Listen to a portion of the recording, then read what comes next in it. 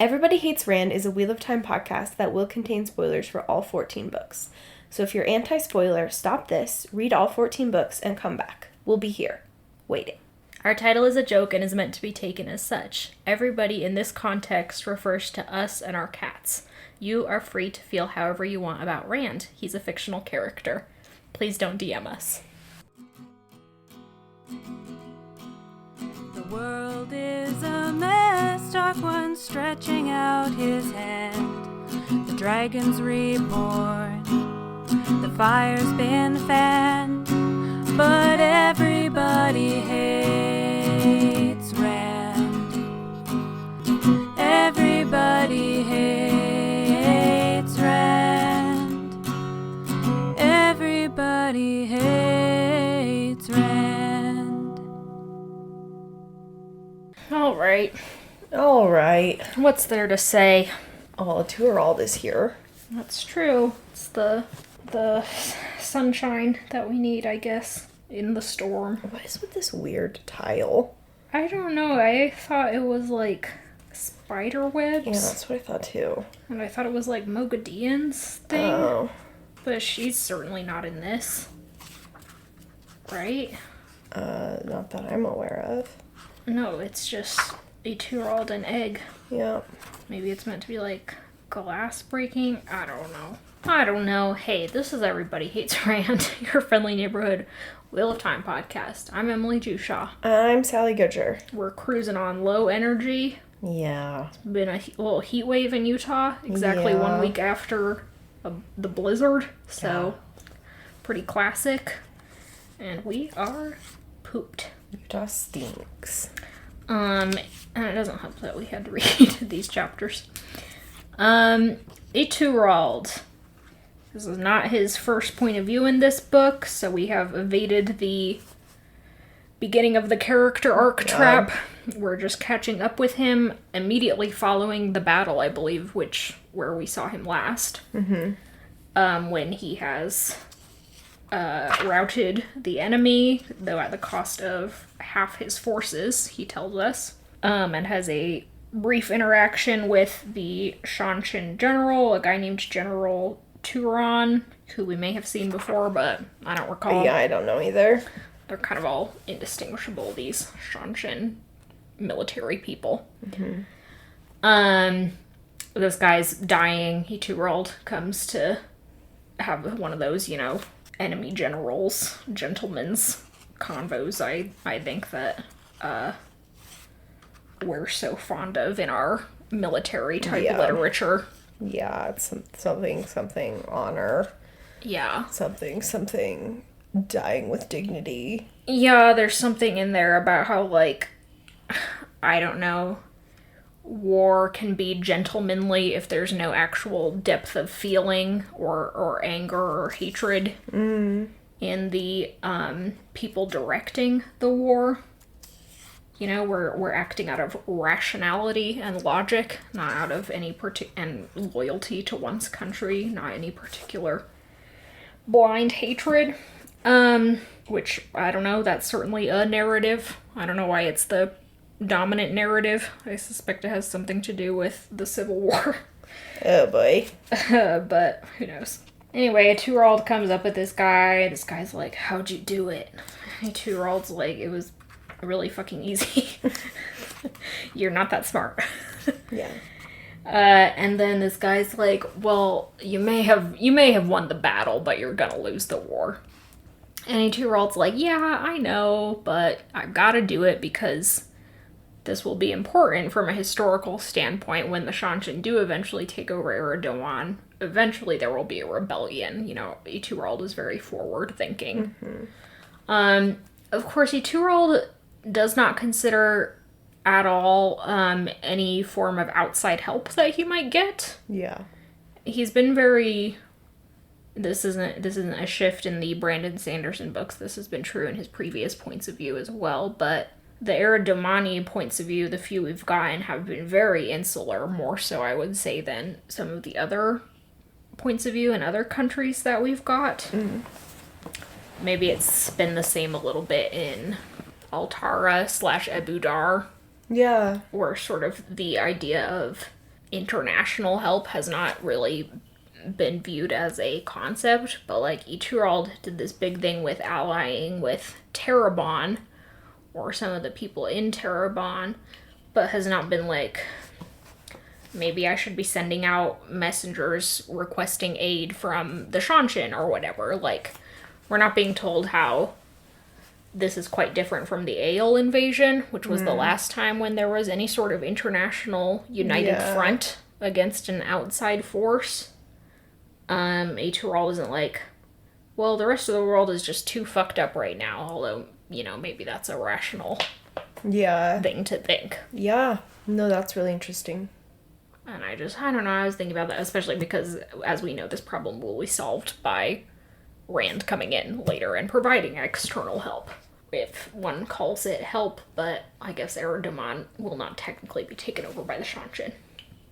And that is largely due to Iturald fighting as long as he has been. You know, if the Shanshin had a foothold in Eredamon, I think by the time Rand got there, then Rand would not try and take it back from them. He clearly has no interest in... Yeah, Rand's a fucking bootlicker. Yeah, rescuing the countries that have been taken over. So that's just, you know, I don't know. I admire Iturald's forward thinkingness. Sure. You know, like his idea that although this is a fruitless battle in the moment, it will be important for future generations. Yeah. In providing a model of and a sort of narrative that they can look to.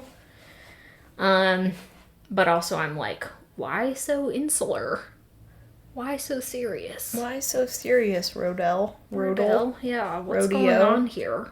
Is it just Robert Jordan plot holes, or did he just not feel the need to explain it to us? I don't know.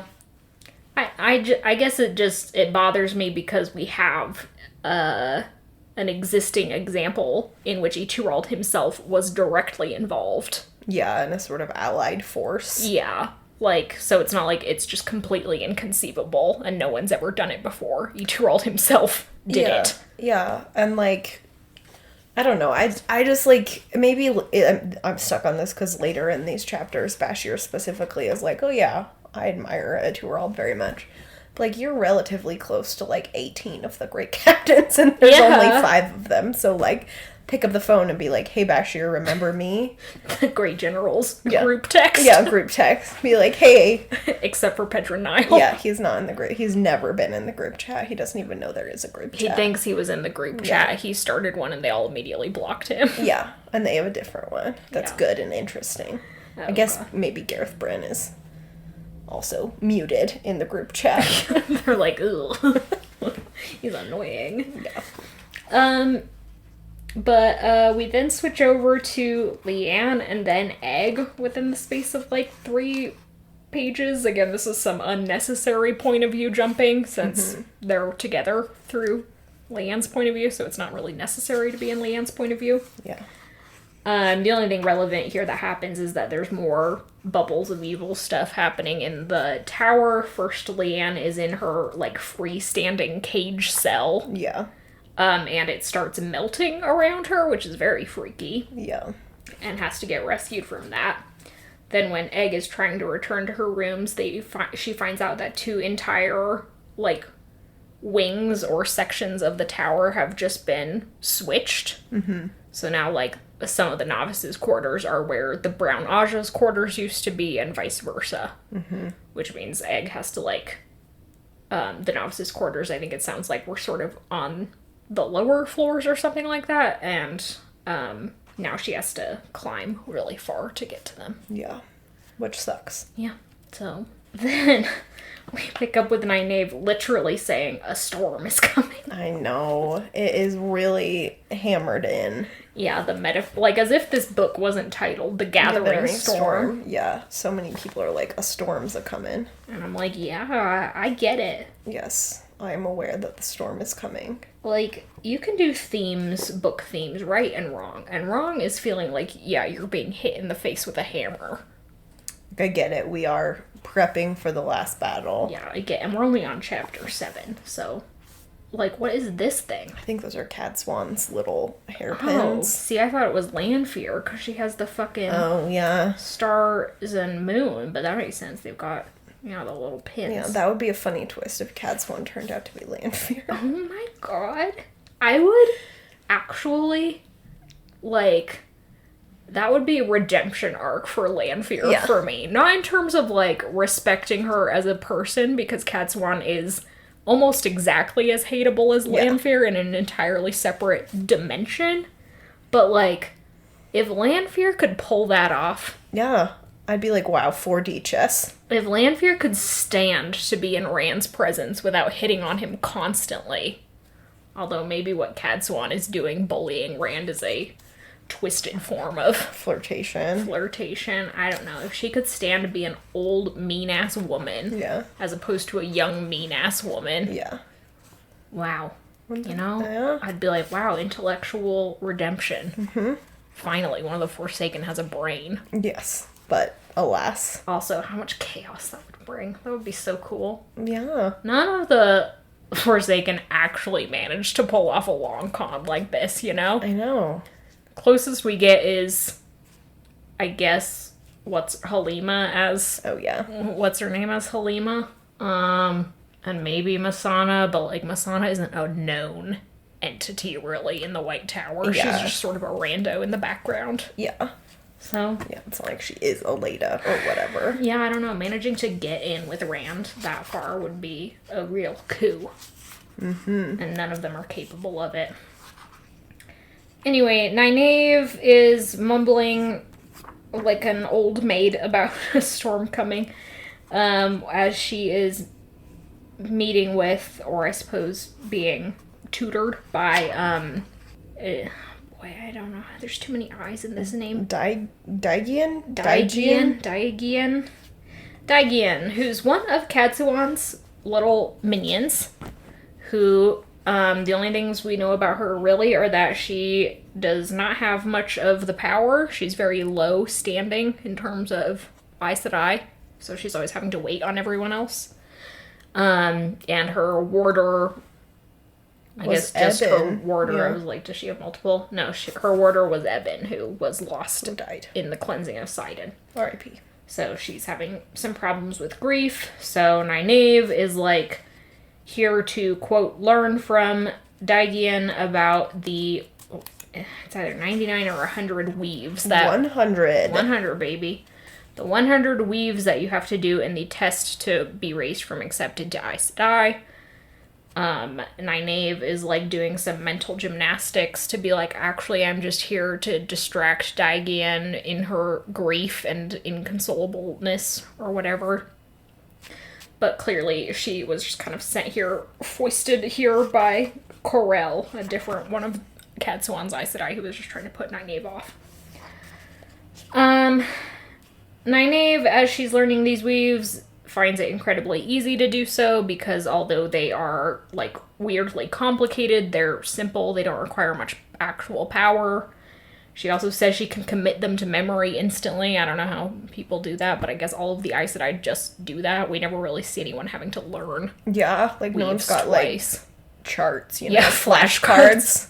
My channeling flashcards. That would be pretty iconic, actually, if, like, Elaine's walking around with, like, a carabiner full of flashcards on her belt. I refuse to believe that Elaine would study. You got me there. Egg would have the carabiner of flashcards. Egg is that type A type. Yeah. Egg would have, like, a little planner. Yeah. You know, hell yeah. She'd be... Day planner girl. Ugh. Iconic. So cute. It's so cute to imagine cute. Egg having a normal teenagehood and young adulthood and being, like, in fantasy college. Yeah. Studying for her finals. What could have been if we weren't in this particular narrative. Nynaeve is like, these are, like, the most useless. These are just, like, a waste of brain space. Why would anyone ever need to use these? And Daigian is like, well, I can't, like, tell you what the test is, but you will have to remember them all. Basically, the test is that you just have to be able to, you know, remember weaves under pressure. We'll get to this, I think, in the next book when it comes up, but Nynaeve does actually do the test to become an Aes Sedai from an accepted, so it's fine, I think, that this scene is here in order to show us that Nynaeve is preparing for it in some way. Whether the test is really necessary is sort of another question. And it does feel a little weird at this point in the narrative to have people still going through these sort of rites and rituals that were set up early on, like with the accepted test. Mm-hmm. But more on that later, I guess. Nynaeve asks Daigian if she wants to have Nynaeve try and heal her of her grief, which is a wildly insensitive thing to ask. The way this sent me over the fucking edge today. I was like, bestie, what are you talking about? Like, and thank God Daigian, like, fucking puts her in Shuts her place. her down. Yeah, is like, what are you talking about? What the fuck are you talking about? I'm not like a heartless monster. Like, Yeah. grief is an important part of the process. Yeah. Like, there might be a valid point to be made that, like, the way that the bond affects people carries grief to a sort of new level. Yeah. Or so we've been told. Yeah. We haven't really seen much evidence of that in the ways that grief affects the women. Mm-hmm. The way that the bond breaking or the other person dying affects the men, I agree, might be something that is worth investigating, healing, in so that these men don't just become suicidal berserkers immediately afterward. Yes. But the way the women respond just seems to be grief. Yeah, that they're sad. Yeah, we've seen a couple, like, Swan's Warder died, she talks about. Yeah, She's like, it made me really sad. But... yeah, we're just like, these people are crying, and it's like, yeah, that's a normal that's what part happens. of grief. You can't make it go away. Also, I think it is, like, legitimately just, like, a bonkers thing for Nynaeve to be like, I can heal emotions. Yeah. Like, what? I know you're very powerful, but... Yeah, we're, like, really reaching, I think, for, like, Nynaeve's hubris here, or for some sort of, like, thematic resonance with Nynaeve being like, I can heal anything. Mm-hmm. But, like, I don't know, is this something Nynaeve has ever thought about before? I wouldn't think it would really be, like, a Nynaeve thing to be like... Yeah, like, I don't know. This made me so mad that I don't know if I fully digested it, but... so just saw red for yeah, I was for just like, are you minutes. fucking joking me? I agree with, like, obviously Nynaeve is getting there via, like, a magical thing. She's like, you seem really upset via this bond that happened. Mm-hmm. So yes, I agree with you, like, that is interesting, but, like, if you... I just, like, don't understand the, like, full cognitive leap she's making here. She's like, I can heal wounds upon the soul. Yeah, she's like, you're feeling pain. And I'm like, Nynaeve, I think we can agree that emotional pain and physical pain are entirely different things. Different. I don't know. Anyway, not to, like, harp on, like, something that is 6 lines long, but... it is pretty wild. It is and doesn't really have anything to do weird. with anything else. Yeah. So Nynaeve then says, sort of a moment later to Daigian, you know, it's really stupid how the Aes Sedai system is set up, and, like, how we all have to respect people who are at higher power levels, and people like you, who clearly know a lot, don't get respected. And Daigian's like, maybe I respect you after all. Yeah. Maybe you're not the insolent idiot that I thought you were. Of course, this is 5 minutes after Nynaeve suggested. I can heal you of being sad. I can heal you of your emotional wounds as well as your physical wounds. I am the most powerful person alive. Yeah, if I were Daigian, I would be keep like, the jury out a little longer. Take that with a grain of salt. Nynaeve then sees that the Ale have arrived, and anxious because she doesn't want to be left out, she goes to whatever meeting she knows that Rand will call with them. Just because I'm on the page with it, it is wild to me that Brandon has Nynaeve refer to Matt as Matrim. Yeah, that was weird to me too. And I think he consistently does that, but, like, Brandon, do the bare minimum of research in Nynaeve's point of view. Yeah. She has never referred to Matt as Matrim before. Matrim. No one has. No one does. Literally no one Just does. Tuon, which just shows how insane and sociopathic she is. Anyway, Nynaeve goes to join this meeting. Rand is already there. They're waiting on the Ale representatives, mainly Ruark and Bale. He kind of snaps at her. They do their usual snap at each other thing. Min's, of course, there. People start showing up. Cadsuan, Bashir, whatever. Nynaeve realizes, oh, Avienda's with these Ale and tries to kind of take her aside to talk to her, but Aviend is like, oh, later. Rand is like, so where are the fucking results? Ruark's like, you sent us into a complex, like, problem involving politics, the economy, Yeah. a nearby war. Yeah. Like, the layers upon layers of complexity here are... I'm not putting myself down, Ruark says, by saying, this is a little much for us. Yeah. Rand is ridiculous. Rand continues to be ridiculous throughout this scene. At the end, Nynaeva's like, maybe Rand is a good leader at all. And I'm like, Rand is just, like, suggesting an occupation. Yeah. Of a country in chaos. It's giving very much the American military coming in to, like, fix a The war Middle zone. East. Yeah, Yeah. the Middle East, exactly. It's giving very much like, wow, these people cannot govern themselves due to the unforeseen consequences of an actual invasion. Yeah, Rand, have you considered that the situation in Eridaman is, if not directly, pretty indirectly because of you? Yeah. It's really insensitive. I mean, number one, Rand is being incredibly unkind about the people of Eridaman and about the Ale. Ruark multiple times is like, we're not the fucking police, basically. Yeah. He's like, this is not what we do. And Rand, like a bad manager, is like, I have full faith in you. Yeah, Rand is like, you guys have proven to me time and time again that you're the only people I can trust, therefore I'm going to overwork the shit out of you. Yeah. And give you tasks that are not, like, within your bandwidth. Yeah. And yeah, it's exactly bad management. Yeah. Being like, I refuse to delegate to anyone other than my favorite few. Mm-hmm. So, like, yeah, this is how this conversation goes. Ruark opens his mouth, and Rand is like, you guys are failing. And Ruark is like, okay, you didn't give me a chance to explain what's going on. Where the fucking king is. Yeah. Hint, he's missing. Yeah. What the government is, the entire, like, legislative body has scattered. Mm-hmm. Eturald's at war. Just him, just Eturald. Just Eturald. One guy against the Shanshin, that seems to be how it is. Everyone's starving. People are just, like, leaving their cities en masse because they're refugees, And Rand's like, well, I don't care about any of that until Kadsuan is like, could you maybe chill out for, like, a second? And Rand's like, you're right, Ruark. The only person I listen to for some reason is Kadsuan, so I'll be nicer. Everyone sort of explains what's going on to Rand, so, like, he didn't really bother gathering information before he yelled at everyone.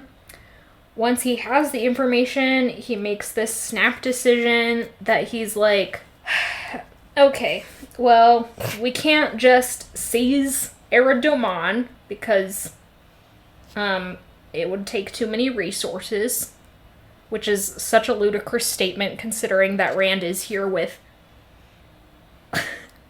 the Ale. He's got his Saldean army, his Kyrianan army, his Terran army, all of the sea folk converging on Eridaman. Like, what other resources could there possibly be?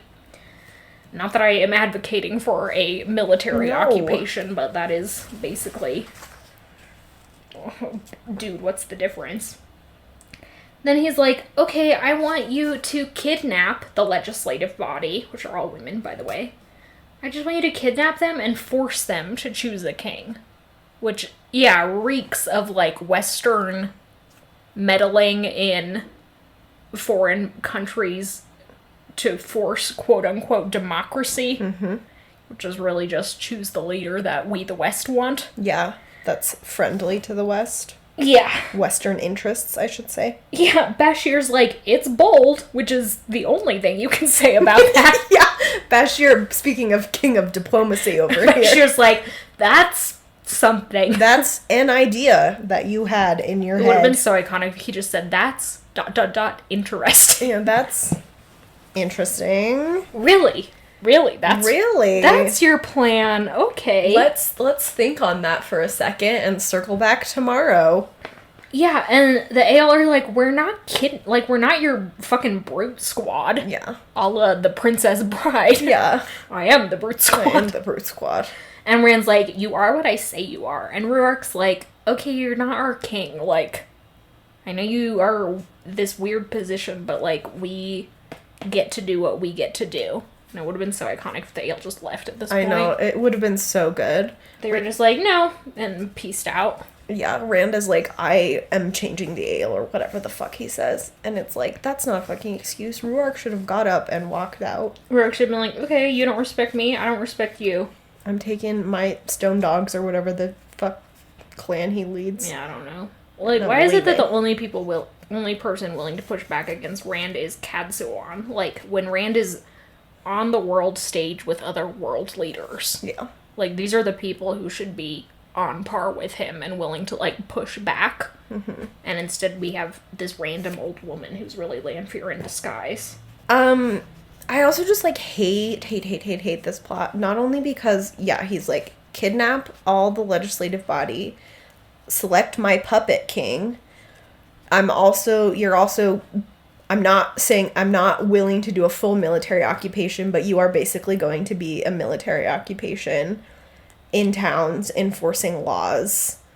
Yeah, he's like, you'll enforce peace and then people will come to you, because that's always what people do when there are armed militaries. Mm-hmm. He's like, you intimidate people, and that's a good thing. And I'm like, when has that ever been a good thing?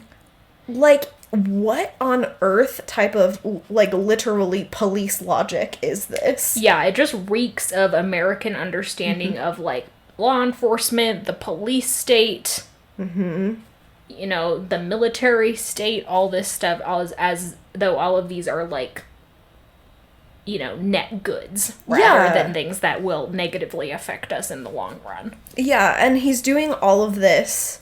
He's like, my plan is to make peace in Eridomon, and therefore the Shanshin will be more friendly to me. That's his, like, end goal. Yeah, his end goal is to satisfy the Shanshin, which is horrific. Yeah, he's like, I'll just occupy this country with... And, like... I'll take care of Etuworld so that the Shanshin don't have to worry about him anymore. Yeah. Because I am just pandering at this point. Yeah, I am truly pandering. It is also, like... Rand is not willing to admit, like, he says the ale intimidate people, but he's not willing to admit that it is a fear tactic, specifically to put the ale, of all people, there. And also that it's highly racialized. Yeah, like, it's very much like I'm putting this racialized body of people that everyone in this entire continent is terrified of and hates. Yeah, as though that's not going to end up in hate crimes on one side or the other. Yeah. It's just, like, truly heinous. I also hate that he's like, yeah, we have to take care of Etuworld, and it's like, Etuworld is the only one in this whole book with a fucking backbone. I know. Although, again, it's very iconic when Davram Bashir is like, I would love to fight Etuworld. Davram's like, I want to kiss Etuworld on the mouth. And Rand's like, could you keep it in your pants for 5 minutes? And he's like, no, have you ever seen him? He wears a big ruby earring, No. and he's like 4'11". I'm so horny for him. He's shorter than me. Can you imagine? I know. 2 short kings. It's so iconic. 2.5 short kings. 2.5 short kings. Anyway, Rand comes up with this entire policy decision in about 3.5 minutes. Mm-hmm. So that's fun. But, you know, I bet it's realistic. I'm 100% sure that's how they do it in the Oval Office. Mm-hmm. Yeah, Joe Biden's like, what if we just kidnapped everyone in Russia? Ooh. That'll solve the problem. That'll solve it, won't it? We then switch over to beloved point of view character Swan Sanjay. Yeah, no notes. There's no notes you can give a Swan point of view. God, I know. She's so great every single time. And yet another new chapter tile. This one has mice. Because Swan thinks briefly about putting mice in Gareth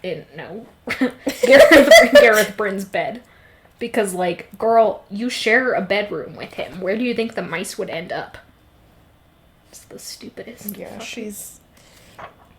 I feel unhinged at how stupid she is. Yeah, Not just because of the mice thing, just generally. No, I feel like...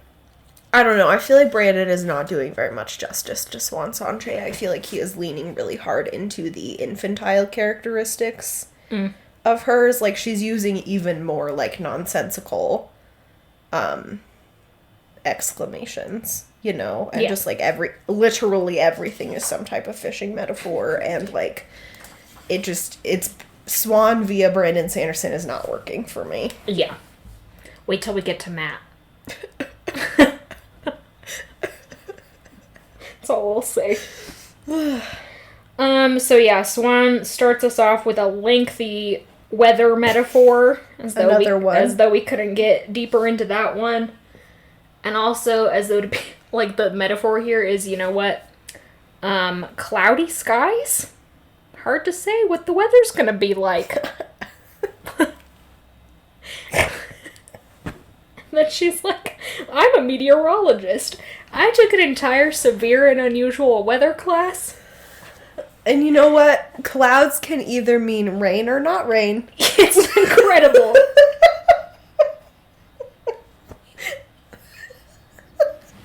Gray clouds blotting out the sun, temperamental and sullen. Just clouds. Just clouds.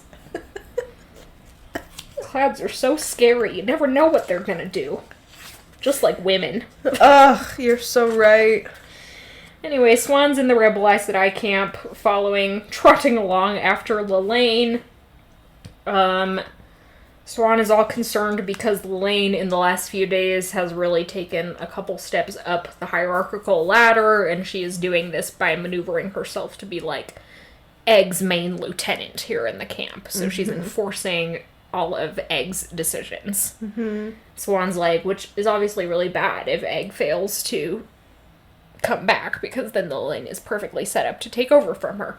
Of course, then when she brings this up to Edwene herself later, Edwine's like, yeah, but I am going to come back, so then great, she just has to move out of my way. She's set herself up to move out of my way, in fact. And if I don't come back, well, at least you guys have a leader, you know? Yeah. At that point, it's out of my hands. So, Swan's nerves here are a little silly. Or at least that's how I don't think we really need to linger on them.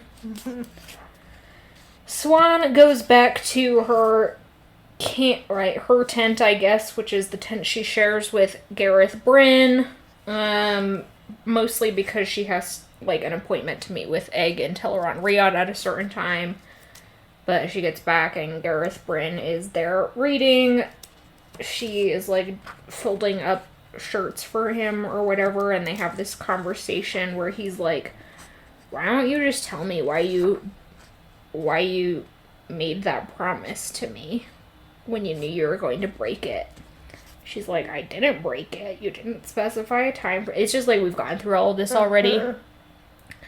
And I'm realizing that we have heard a lot, or at least been intimated a lot, about Swan's relationship with Gareth Bryn without necessarily being in her point of view for most of that.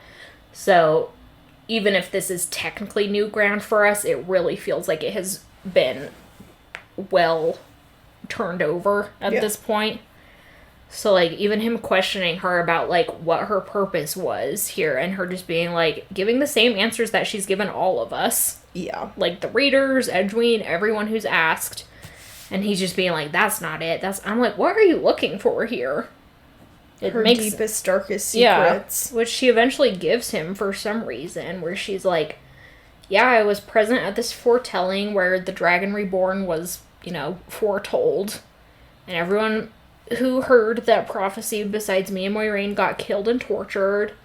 So we just made it our mission to gaslight, gatekeep, girl boss our way into getting the Dragon Reborn into power, which, I mean, I consider an absolute win. Yeah. No flaws in that plan. No notes. Yeah. No notes. The ways we went about it wouldn't change a thing. Mm-mm. It was all perfect, including my own stilling and near execution. That was part of the plan, baby. That was in my 5-year plan. All part of it, baby. Moiraine dying. Presumed dead. Yes. We're all about it. Yeah, that was the project end goal. It was in my planner. Friday. Moiraine dies. Moiraine dies. Frowny face. Aww. And Gareth Bryn's like, oh, finally I've uncovered the truth within truths here. And it's just, like, weird. I don't know what was really setting me off about this. I think it was mostly that it felt so redundant at this point. We, the readers, aren't getting any new information. for one thing. Yeah, one I would clock it as a little bit of bad writing. Like, I know the book series is very long, but my memory is not that short. Like, I remember what Swan is about. I remember why she made this dumb oath. What I don't need is to rehash it again and waste page space in a book that's like 1,000 pages long. Yeah. So, yeah, bothered me too. I think it's just meant to be like, look at how deep their relationship is getting, but Gareth and Swan's relationship has always been surface level at best. Mm-hmm. There has never been any indication that they have A, physical chemistry, B, intellectual chemistry. They just have been getting on each other's nerves from day one. Yeah. And sort of insisting that they are OTP. Yeah, I will give Brandon credit for doing a better job of playing that off as, like, at least by this point, a sort of, like, understood joke between the two of them. That they're, like, we're teasing each other. Feels a little bit more natural here than it has in the past. Yeah. There's less apparent anger and hatred. Yeah. So, I don't know, I guess Swan revealing her deepest, darkest secrets was, like, a turning point for them, and now they can just be blissfully wed.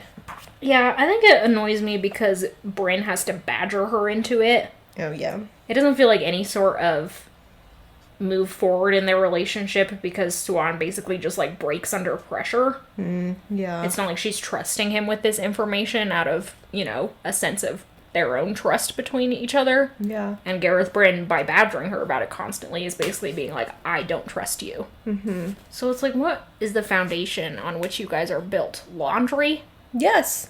That's terrible. Yeah. I mean, we all love that line in Everything Everywhere All at Once. I would have loved just doing laundry and taxes with you in another life. But, like, that's not the point. That doesn't really work here because there is no foundation.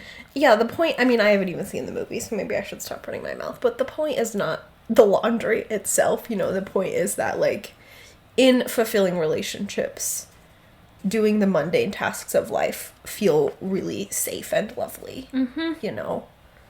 It's not literally about doing It's not about the laundry! Gareth Bryn and Swan Sanche, let's run away and start a laundromat, which will inevitably succeed both as a business and as our marriage. Because of how much laundry Swan has done in Bryn's presence. They haven't even done it together. Yeah, he's not doing anything. Yeah, typical man.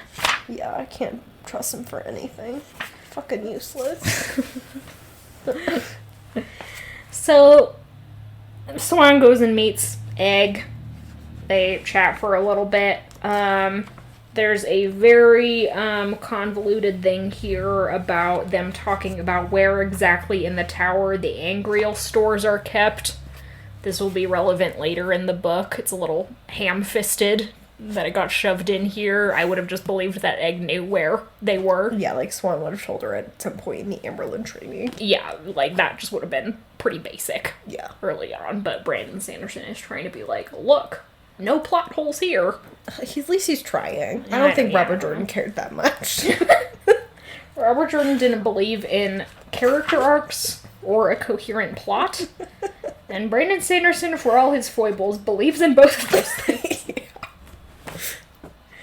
And that's it, I guess. Yeah. There's not, like, a lot to talk about. There's a lot to complain about, I guess, but mostly just that we're still breaking in the new writer here. I think a lot of my problem with Brandon Sanderson, I was thinking about this last night, I think a lot of my problem with Brandon Sanderson in these books specifically is that he feels much more, seems to be talking down to us much more than he does in his own books. Interesting. He seems to view the audience for his own books as a very clever, like, nerdy audience, you know, the type of people who will care about the multiverse that he's crafting in the background and to have done the research and to put all the puzzle pieces together. Whereas with Wheel of Time, I don't know if he thinks the audience is just overall dumber, which is kind of a sick burn. Yeah. Or what, or if he just didn't know how to do his usual thing without his usual characters. But it really just feels like he's being like, I can't trust these people to put two and two together. And that gets a little grating. Yeah, absolutely. Like, I made it through at this point 11 other Wheel of Time books, which are very dense. And I mean, I personally have not kept track of everything because I'm not good at that. But I know there are people who are extremely good at that. I love doing that for the Wheel of Time, so. Well, and you can follow the plot in a book without being that's true. like, I'm keeping track of where Black Aja number 98 is at all times. You're so right, Emily. Thank you for building me back up. You're welcome. I don't need to know where any member of the Black Aja is at this point. If I fucking see Leandrin again. Ugh. I'll die. I'll drop dead. Yeah.